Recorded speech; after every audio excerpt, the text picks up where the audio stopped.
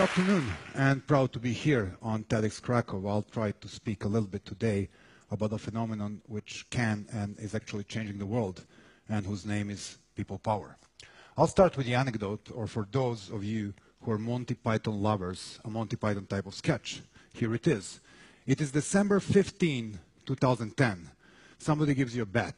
You will look at a crystal ball, and you will see the future. Future will be accurate, but you need to share it to the world, okay? Curiosity killed the cat. You take the bet. You look at the crystal ball. 1 hour later, you're sitting in a building of the national TV, in a top show, and you tell the story. Before the end of 2011, Ben Ali and Mubarak and Gaddafi would be down and prosecuted. Saleh of Yemen and Assad of Syria would be either challenged or already on their knees. Osama bin Laden would be dead, and Ratko Mladic would be in Hague. You know, the anchor watches you with a strange gaze on his face. And then on the top of it you add, and thousands of the young people from Athens, Madrid, and New York will demonstrate for social justice, claiming that they are inspired with Arabs. Next thing you know, 2 guys in white appear, they give you the strange t-shirt, take you to the nearest mental institution. So I would like to speak a little bit about the phenomenon which is behind what already seems to be the very bad year for bad guys. And this phenomenon is called people power. Well, people power has been there for a while. It helped Gandhi kick Brits from India. It helped Martin Luther King win his historic racial struggle. It helped local Lech Walesa to kick out 1 million Soviet troops from Poland and beginning the end of the Soviet Union as we know it. So what's new in it? What seems to be very new, which is the idea I would like to share with you today, that there is a set of rules and skills which can be learned and taught in order to perform successful nonviolent struggle. If this is true, we can help this movement. Well, first one, analytic skills. I'll try where it all started in the Middle East. And for so many years, we were living with completely wrong perception of the Middle East. It was looking like the frozen region, literally refrigerator. And there are only 2 types of meal there. Steak, which stands for a Mubarak Ben Ali type of military police dictatorship, or a potato, which stands for Tehran type of theocracies. And everybody was amazed when the refrigerator opened and millions of young, mainly secular people step out to do the change. Guess what?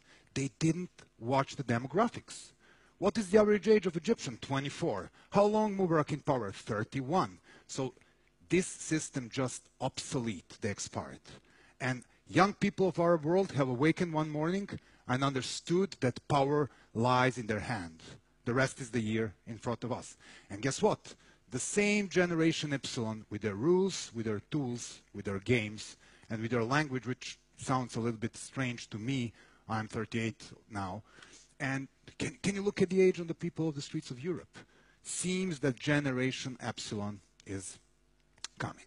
Now, let me set another example. I'm meeting different people throughout the world, and they are, academics and professors and doctors, and they will always talk conditions.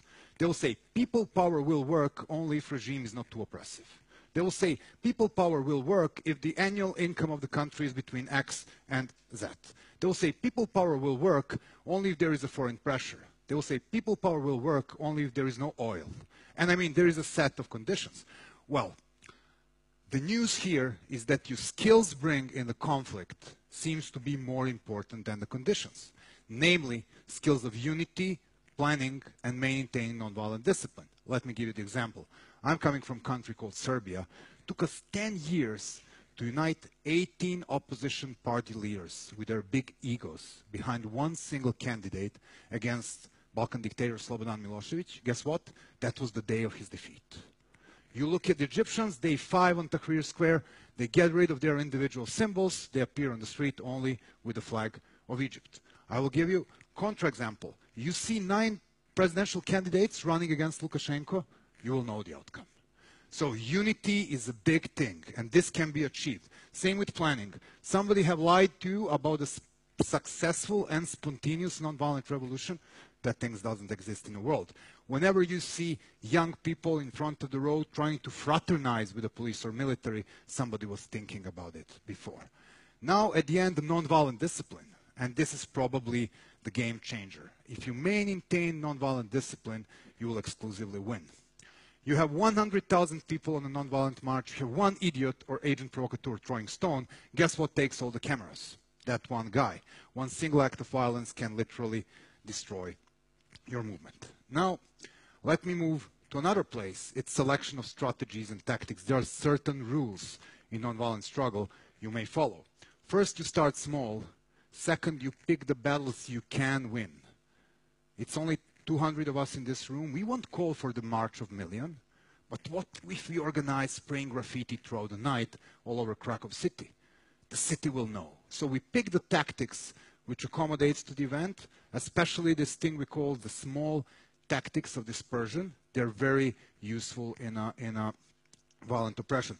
We are actually witnessing the picture of one of the best tactics ever used. It was on Tahrir Square, where international community was constantly frightened that, you know, the Islamists will overtake the revolution. What they've organized, Christians protecting Muslims where they are praying, Coptic wedding cheered by thousands of Muslims.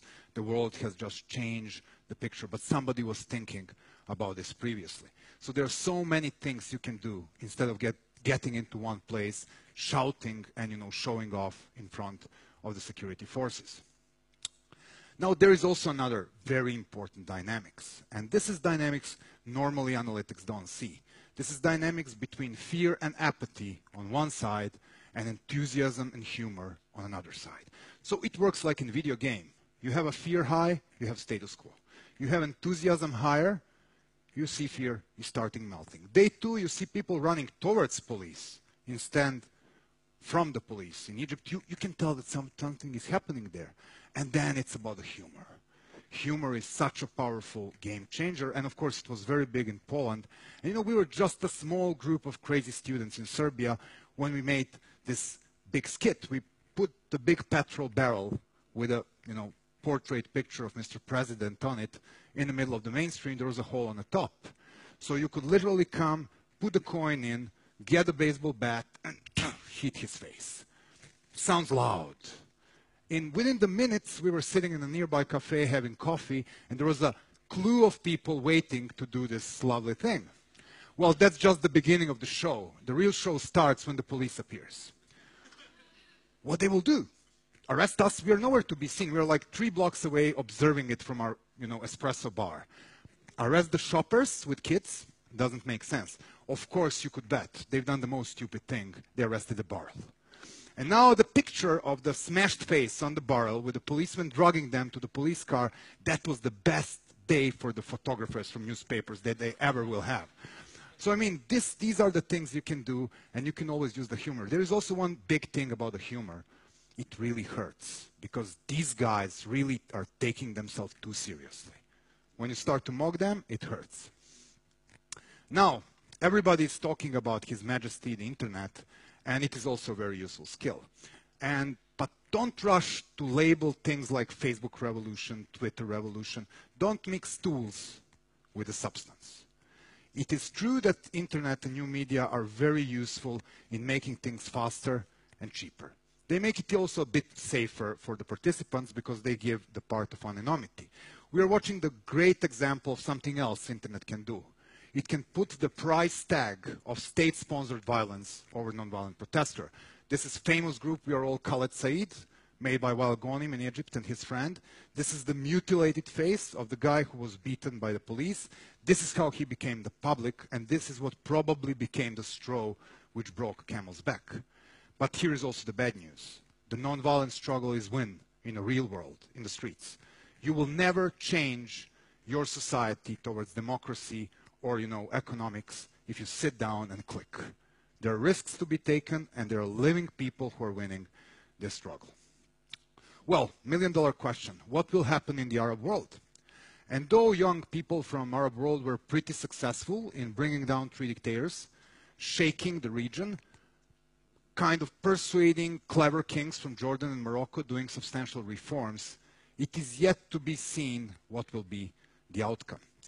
Whether the Egyptians and Tunisians will make it through the transition, or this will end in bloody ethnic and religious conflicts.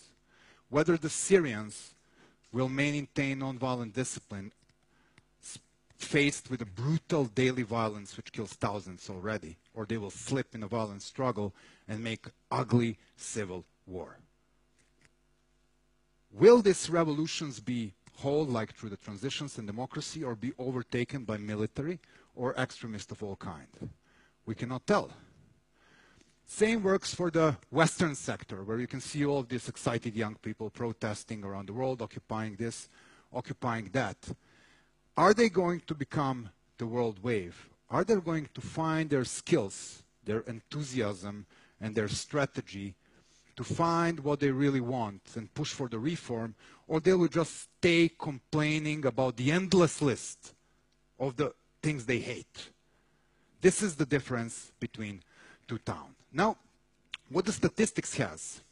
My friend's book, Maria Stefan's book, talks a lot about the violent and nonviolent struggle, and there are some shocking data. If you look at the last 35 years and different social transitions from dictatorship to democracy, you will see that out of 67 different cases, in 50 of these cases it was nonviolent struggle which was the key power.